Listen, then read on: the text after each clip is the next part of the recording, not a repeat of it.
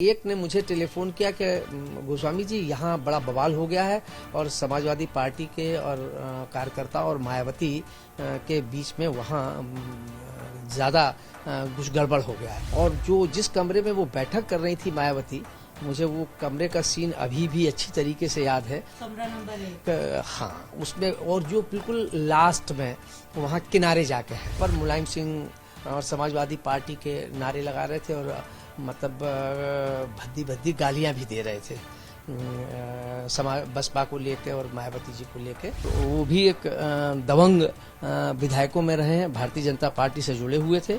तो वो जब इनको घटनाक्रम की जानकारी लगी तो उन्होंने अपने कमरे से राइफल निकाल के 2-3 फायर किए थे और कार्यकर्ताओं को ये डराने की कोशिश की कि ये बंद करो। कहते हैं राजनीति में कोई स्थायी दोस्त या दुश्मन नहीं होता, लेकिन कई बार घटनाएं ऐसी होती हैं, वाकये ऐसे होते हैं जो राजनीति पर अपना गहरा असर छोड़ते हैं। बीएसपी सुप्रीमो मायावती ने एक बार फिर से उसी घटना की याद दिलाई है। मायावती ने ये कहा है अपने कार्यकर्ताओं को संदेश देते हुए कि अगर गेस्ट हाउस कांड न होता तो सपा और बसपा मिलकर देश पर राज करती। अब इसके सियासी मायने चाहे जो भी निकाले जाएं, लेकिन इतना तय है कि इस बहाने राजनीति के उस काले अध्याय की चर्चा एक बार फिर से हो रही है। हमारे साथ बात करने के लिए हैं वरिष्ठ पत्रकार, राजनीतिक विश्लेषक प्रमोद गोस्वामी जी, जो उस वक्त खुद कवरेज पर मौजूद थे और उस अध्याय को जिन्होंने करीब से देखा है और रिकॉल करके हमको बताएंगे कि क्या था गेस्ट हाउस कांड। तो सर, अब फिर से एक बार चर्चा, खुद बीएसपी सुप्रीमो ये चर्चा लेकर के आई हैं लोगों के बीच, हालांकि कार्यकर्ताओं को संदेश देने के लिए उन्होंने ये बात कही थी। जब ये 2 जून 1995 की बात है, यानी 28 साल करीब पहले की बात, उस दिन क्या हुआ था, एक पत्रकार के तौर पर आप रिकॉल करके बताइए कि कैसे आपको पता चला कि ऐसा कुछ हो रहा है, क्योंकि संचार के इतने माध्यम भी नहीं थे, इतनी सोशल मीडिया भी कुछ भी नहीं थी। शिल्पी जी, लगभग हमारी समझ से शायद दोपहर का समय रहा था, मुझे अच्छी तरीके से याद है। और मैं अपने पीटीआई ऑफिस में मैं और हम अपने साथी लोग इस बात पर चर्चा कर रहे थे कि काशीराम जी ने, मायावती ने, बसपा ने समर्थन वापस ले लिया है और इसको लेके एक क्या राजनीतिक घटनाक्रम पर हम लोग चर्चा कर रहे थे। इसी बीच में मेरे पास वहां लैंडलाइन, उस समय मोबाइल मेरे पास नहीं था, लैंडलाइन पर टेलीफोन आया। चूंकि ये गेस्ट हाउस जो है वो मीराबाई मार्ग पर है और वहीं पर ट्रांजिट हॉस्टल है, वहां मेरे पत्रकार साथी वहां रहते हैं। उनमें से एक ने मुझे टेलीफोन किया कि गोस्वामी जी यहाँ बड़ा बवाल हो गया है और समाजवादी पार्टी के और कार्यकर्ता और मायावती के बीच में वहां ज्यादा कुछ गड़बड़ हो गया है, तो तत्काल आप अगर आइए और उसको देखिए आके। तो हम तुरंत वहां से स्कूटर से हम रश करके सीधे आए। चूंकि हमारा पीटीआई का हजरतगंज में दफ्तर है तो कोई ज्यादा डिस्टेंस नहीं, 1.5-2 किलोमीटर का डिस्टेंस, हम इमीडिएटली वहां आ गए। तो वहां पूरी भीड़ समाजवादी पार्टी के कार्यकर्ताओं की लगी हुई थी और जो जिस कमरे में वो बैठक कर रही थी मायावती, मुझे वो कमरे का सीन अभी भी अच्छी तरीके से याद है। कमरा नंबर 1। हाँ, उसमें और जो बिल्कुल लास्ट में वहां किनारे जाके है, तो उसमें और वो चूंकि 1 नंबर कमरा वो सबसे बड़ा कमरा है, जो गेस्ट हाउस का है वो सबसे बड़ा। तो उसमें विधायक भी थे, वो सारे लोग वहां, और ये सब लोग वहां जाके और उन लोगों ने, चूंकि उस क्षण तो मैं नहीं था जिस समय कार्यकर्ताओं ने उनके दरवाजे को अंदर घुसे, क्योंकि जब जानकारी लगी पहुंचा तो उसमें करीब 15-20 मिनट का समय तो मुझे लग ही गया था पहुंचने में। लेकिन तब तक कार्यकर्ता अंदर वहां पर मुलायम सिंह और समाजवादी पार्टी के नारे लगा रहे थे और मतलब भद्दी भद्दी गालियां भी दे रहे थे बसपा को लेके और मायावती जी को लेके, और उससे बहुत आक्रोशित थे जिस ढंग से उन्होंने समर्थन वापस लिया था। सत्यता ये थी कि जो समर्थन वापस लिया उससे कार्यकर्ताओं में बहुत उद्वेलित थे और उस बात से बहुत नाराज थे, और शायद उसका ये रिपरकेशन था जो उन्होंने जाके वहां हमला किया। हालांकि ये बात भी कही जाती है कि शायद उनके कपड़े फाड़ दिए गए। मैंने, चूंकि मैं वहां था, कपड़े तो नहीं फाड़े गए, लेकिन अलबत्ता ये जरूर है कि बदतमीजी हुई उनके साथ बड़ी अभद्रता से लोगों ने गाली गलौज करके उनको और उनकी पार्टी को निश्चित रूप से वो किया। बाकी चीजें करीब कितने समाजवादी पार्टी के कार्यकर्ता रहे होंगे? कुछ प्रमुख चेहरे भी थे जिनको आप पहचानते थे? नहीं, उसमें थे तो बहुत से लोग, लगभग मैं समझता हूं कि कम से कम 200 लोग होंगे, 150-200 से कम लोग नहीं थे। लेकिन ये मुझे मालूम है कि उसमें उस समय ये कहा कि जो 2 बाहुबली, एक लखनऊ के और एक इलाहाबाद के बाहुबली, उन 2 लोगों के कार्यकर्ता वहां मौजूद थे और उन लोगों ने ये वहां उत्पात काटा था। और मतलब वहां जिस ढंग की एक महिला को जिस ढंग की गालियां बक रहे थे, वो थोड़ा सा लोगों को अग्राह्य लग रहा था। बिल्कुल, लेकिन सामान्य कार्यकर्ता अगर होते हैं किसी भी पार्टी के हों, तो दूसरे पार्टी के जो नेता हैं या हम कह सकते हैं कि इतना दुस्साहस शायद नहीं हो पाता। लेकिन आपको क्या लगता है कि जो आप बता रहे हैं कि बाहुबली थे, कौन थे, क्या उनके कौन समर्थक थे? उस समय कहा तो ये जाता है कि यहाँ पर जो अन्ना शुक्ला लखनऊ के थे, अरुणा शंकर शुक्ला अन्ना, उनके समर्थक लोग थे। इलाहाबाद के अतीक अहमद के बारे में भी ये चर्चा उस समय चूंकि उनके कार्यकर्ताओं को तो मैं नहीं पहचान सकता कि ये अन्ना के हैं उनके, लेकिन ये उस समय ये चर्चा थी जब वहीं गेस्ट हाउस में हम लोग काफी देर रहे हैं तो होती रही, तो उनके थे। तो ये कार्यकर्ता थे। और दूसरी बेसिक आम कार्यकर्ता इस ढंग की दुस्साहस नहीं करता है कि वो जाके वहां वो इस ढंग की अशिष्टता करे। लेकिन निश्चित रूप से उसमें जो ये बाहुबली टाइप के लोग थे, जो एक जिनको आप कह लीजिए कि एक आपराधिक मनोवृत्ति कह लीजिए कि इससे वो उनसे जुड़े हुए लोगों ने इस ढंग की घटना को अंजाम दिया। और सबसे बड़ी बात है, हाँ, निश्चित रूप से शायद उस दिन जो कार्यकर्ताओं का जो सपा के हुजूम था, शायद कोई बड़ी घटना हो सकती थी। लेकिन इसी बीच में चूंकि जो गेस्ट हाउस है उसके सामने ट्रांजिट हॉस्टल है, जैसा कि मैंने आपको बताया, वहीं पर उसमें भारतीय जनता पार्टी के वो भी दबंग विधायक ब्रह्मदत्त द्विवेदी जी, बिल्कुल उनका नाम जरूर आता है। कहा जाता है कि ब्रह्मदत्त द्विवेदी उसी समय आ गए और उन्होंने भी एकदम एक तरह से सपा के कार्यकर्ताओं के साथ उन्होंने फिजिकली शायद वो जाकर के लड़ गए। नहीं, फिजिकली नहीं किया, चूंकि वो भी फर्रुखाबाद के विधायक रहे और वो भी एक दबंग विधायकों में रहे हैं, भारतीय जनता पार्टी से जुड़े हुए थे। तो वो जब इनको घटनाक्रम की जानकारी लगी तो उन्होंने अपने कमरे से राइफल निकाल के 2-3 फायर किए थे और कार्यकर्ताओं को ये डराने की कोशिश की कि ये बंद करो। शायद वो घटनाक्रम जो है ब्रह्मदत्त द्विवेदी जी का उस समय कसदन कह लीजिए या एक संयोग कह लीजिए, कि संयोगी मानूंगा कि संयोग था कि उनको लगी और वो वहां मौजूद थे और उन्होंने 2-3 फायर किए। फायर करने से उन कार्यकर्ताओं में थोड़ी सी दहशत हुई और भगदड़ मची और वो लोग निकल के भागने लगे। अच्छा, उस समय पुलिस, क्योंकि बाद में पता ये चला था कि कई पुलिस वाले भी वहां पर मौजूद थे, उन्होंने बचाने में भी भूमिका निभाई। कहा यह भी जाता है कि कुछ लोग मूक दर्शक रहे। क्या पुलिस उस सीन पर वहां पर मौजूद नहीं थी? क्या पुलिस, जब हम पहुंचे तब तक तो पुलिस आ गई थी और मुझे अच्छी तरीके से याद है उसमें गोमती ट्रांस गोमती के एसपी थे बीबी बख्शी, वो बाद में लखनऊ के एसएसपी भी हुए, वो भी वहां रश कर गए थे। लेकिन तब तक ये कार्यकर्ता भाग चुके थे।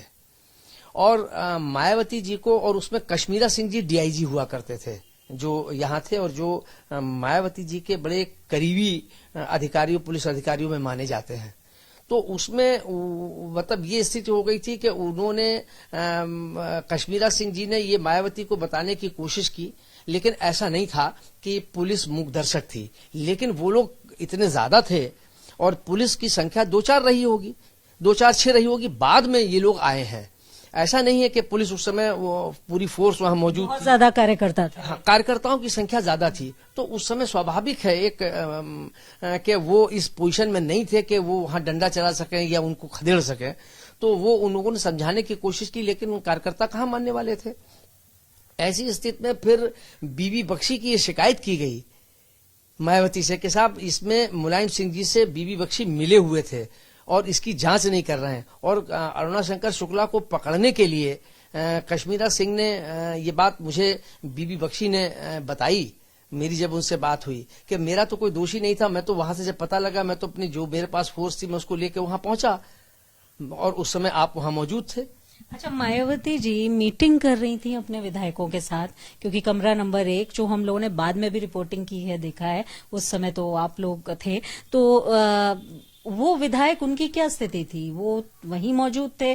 बाद में तो पता चला कि वो समर्थन के लिए उनको जबरन दबाव डाल करके ले जाया गया गाड़ी में। नहीं, उसमें से कुछ विधायक तो उनके वहां से उस कमरे से निकल के बाहर आ गए थे, वो डर गए थे, इतने दहशत में आ गए थे जब ये लोग आ रहे थे। जिस ढंग की घटनाक्रम हुई थी ये लोग काफी डरे हुए थे। कुछ विधायक आ गए थे लेकिन कुछ अंदर बैठे हुए थे वहां पर। तो उनको ले जाने की ये बात नहीं है कि उनको ले जाके बलात् ले जाने की कोई कोशिश की गई, लेकिन ये उनको दहशत पैदा करने की कोशिश तो जरूर की गई और मायावती के साथ अशिष्टता की गई, इसमें भी कहीं कोई दो राय नहीं है। और उनके साथ जिस ढंग की भद्दी भद्दी गालियां दी गई कार्यकर्ताओं के द्वारा, वो भी मतलब किसी भी आदमी के लिए, वो तो महिला थी तो वो दहशत में उसका आ जाना स्वाभाविक था। उस समय मायावती का चेहरा देखने लायक था, वो इतनी भयभीत थी, उनके चेहरे से लग रहा था कि वो बड़ी कैसे यहां से जान बचा के भागा जाए, ये स्थिति। हालांकि फोर्स आ गई थी, वो फोर्स के सामने, पुलिस के सामने, वो जो उनका तेवर था, जिस अंदाज से वो बोलती हैं, उनसे आवाज उतनी ढंग से नहीं निकल रही थी, इतनी दहशत में आ गई थी वो। उसके बाद जब स्थिति नियंत्रित हुई तो ये एक काला अध्याय है राजनीति का, देखा जाए तो। फिर किस तरह के समीकरण बने? क्योंकि पहले तो साथ था सपा बसपा का, उस इतनी बड़ी घटना होने के बाद तत्काल उसके बाद किस तरह के समीकरण बने? नहीं, देखिए, राजनीतिक समीकरणों का ये रहा कि मायावती और फिर इनके बीच बहुत डिस्टेंस पैदा हो गया और फिर वो बहुत बयानबाजी होती रही। बसपा के कार्यकर्ताओं ने भी बड़ा फिर जिलों में भी और वहां उसका प्रतिवाद किया, प्रदर्शन किए, धरने किए इनके सरकार के। वो सरकार तो चली गई थी और उसके बाद फिर एक स्थिति दूसरी, राष्ट्रपति शासन की स्थिति आ गई थी, तो वो पैदा हो गया था। तो वो फिर, लेकिन मायावती और इनका जो समीकरण था, जो काशीराम जी और मुलायम सिंह जी के बीच बात हुई थी कि जो उत्तर प्रदेश की जातिगत राजनीति है उसको दोनों ने बहुत नजदीक से समझा कि अगर बैकवर्ड और दलित एक हो जाएंगे तो न केवल प्रदेश की बल्कि देश की राजनीति पर हम लोग काबिज हो सकते हैं। ये चला उस आधार पर, लेकिन कहा यह भी जाता है, इसकी कोई प्रमाण तो नहीं है या कोई नहीं है, कि उस समय जब सरकार थी तो जब काशीराम जी आया करते थे तो इसी गेस्ट हाउस में रुका करते थे, तो यही एक सबसे अच्छा गेस्ट हाउस उस समय हुआ करता था। तो वहां वो मुलायम सिंह को वो पनायतन, ये एक संदेश देने की कोशिश अपने मतदाताओं में, दलित समाज में कोशिश करते थे कि हमारी पोजीशन क्या है और हम कैसे लोगों को हैंडल करते हैं। तो वो हमेशा पनायतन बैठा है। और वो जब अखबार में फोटो छपी थी कि मुलायम सिंह उनके पैरों की तरफ बैठे हुए हैं और वो मसनद पर ऐसे लेटे हुए हैं और बात कर रहे हैं और मुलायम सिंह कुर्सी पर बैठे हुए हैं, तो वो जो फोटो हुई उससे भी कार्यकर्ताओं में बड़ा रोष था, क्योंकि उस समय जब समाजवादी पार्टी में कवर करने जाता था तो वहां के लोग बहुत गाली देते थे और वो मुलायम सिंह जी से भी इस बात से नाराज थे कि ऐसी राजनीति का कोई मतलब नहीं है, कि मतलब वो कहना जाति सूचक शब्दों का भी प्रयोग करके कहते थे कि वहां उनको पैर के तले बैठा रखा है हमारे नेता को। तो इस ढंग की भी कार्यकर्ताओं में एक नाराजगी थी। देखिए, राजनीति में किस तरह की बातें होती हैं, क्योंकि दोनों का साथ था, समर्थन था, और ऐसे में सरकार तो मुलायम सिंह यादव जी चला रहे थे, लेकिन कांशीराम जी अपने कार्यकर्ताओं को ये संदेश देने के लिए इस तरह का उनका हम कह सकते हैं बॉडी लैंग्वेज, इस तरह का एटीट्यूड था जिसको समाजवादी पार्टी के कार्यकर्ताओं को बहुत बुरा लगता था। और क्या ये जो हालांकि समर्थन वापस लेना वजह थी तात्कालिक रूप से बीएसपी का, लेकिन क्या ये रोष भी कहीं ना कहीं इसके पीछे रहा होगा? शिल्पी जी, निश्चित रूप से वो कार्यकर्ताओं में, आम कार्यकर्ताओं में जो समाजवादी पार्टी में आते थे, वो जब फोटो अखबारों में छपी उसके बाद बड़ा शार्प रिएक्शन कार्यकर्ताओं का था कि ये मुख्यमंत्री तो जरूर, ये उनके शब्द थे कि मुख्यमंत्री तो जरूर इनके सहयोग से हमारे नेता, मुलायम सिंह तो नहीं कहते, नेताजी कहा करते थे कि नेताजी को मुख्यमंत्री तो जरूर बना दिया, लेकिन जिस ढंग की वो बेइज्जती कर रहे हैं इससे तो मुख्यमंत्री न रहना ज्यादा बढ़िया है। तो वो आक्रोश तो था ही, फिर समर्थन वापस हो गया। और समर्थन वापस होने के बाद वो फिर एक माहौल। अच्छा, और समाजवादी पार्टी के बाकी और उस समय अगर आप देखें, उस दौर में जाएं, 95 के दौर में या उससे पहले के दौर में जाएं, तो उस समय समाजवादी पार्टी के कार्यकर्ता जो है वो बहुत उग्र स्वभाव के, सारे राजनीतिक दलों में अगर सबसे ज्यादा उग्र स्वभाव के कार्यकर्ता थे तो समाजवादी पार्टी में थे। तो उनकी वो उग्रता, उसका भी कहीं ना कहीं जो पनायतन बैठाया था, वो भी एक मन में आक्रोश था, शायद वो भी निकला। समर्थन वापस लिया, उसकी भी नाराजगी थी। तो ये बहुत ये ऐसी ये घटना थी, ये अध्याय था कि जिसके वजह से खाई इतनी ज्यादा चौड़ी हो गई बीएसपी और समाजवादी पार्टी में, जो अंततः 2019 में साथ तो दोनों आए, लेकिन फिर एक बार ये संदेश मायावती जी ने देने की कोशिश की है कि अगर ये गेस्ट हाउस वाला प्रकरण नहीं हुआ होता तो शायद दोनों साथ होते, और साथ होते तो दोनों जो क्षेत्रीय शत्रभ हैं, दोनों समाजवादी पार्टी और हालांकि बीएसपी नेशनल पार्टी है, लेकिन फिर भी दोनों उत्तर प्रदेश जो कि देश का सबसे बड़ा सूबा है, उसके जरिए से देश पर राज करते। अभी इस रणनीति को आप क्या समझते हैं? मायावती ने अपने कार्यकर्ताओं को संदेश देने की कोशिश की है या समाजवादी पार्टी को संदेश देने की कोशिश की है? शिल्पी जी, इस पे एक चीज और जोड़ना चाहूंगा। जो 19 में समझौता हुआ, अगर आप उसको देखें, मायावती के साथ जो घटनाक्रम हुआ वो दलितों में उसका तब भी, और मुझे लगता है कि आज भी कहीं ना कहीं असर है, बहुत ज्यादा न हो लेकिन असर है। शायद यही कारण रहा कि 19 के चुनाव में यादव वोट बैंक तो बसपा को चला गया था, लेकिन दलित वोट समाजवादी पार्टी को ट्रांसफर नहीं हुआ, जबकि दोनों साथ लड़े थे।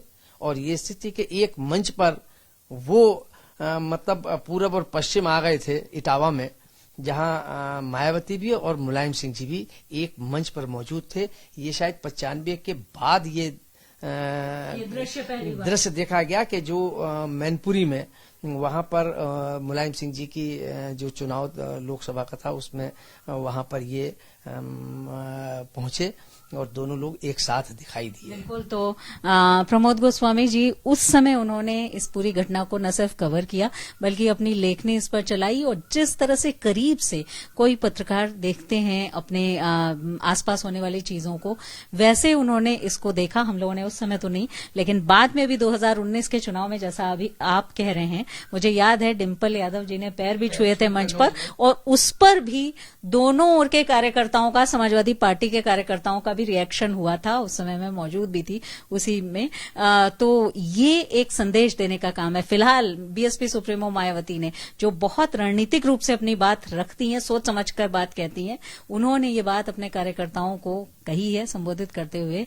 जाहिर है बात निकली है तो दूर तलक जाएगी, और उत्तर प्रदेश की राजनीति में, देश की राजनीति में गेस्ट हाउस कांड की चर्चा जब जब होगी तब तब इस काले अध्याय की तो चर्चा होगी, लेकिन राजनीति के बनते बिगड़ते समीकरणों पर जरूर बात होगी। वीडियो जर्नलिस्ट संजय सिंह के साथ शिल्पी सेन, लखनऊ।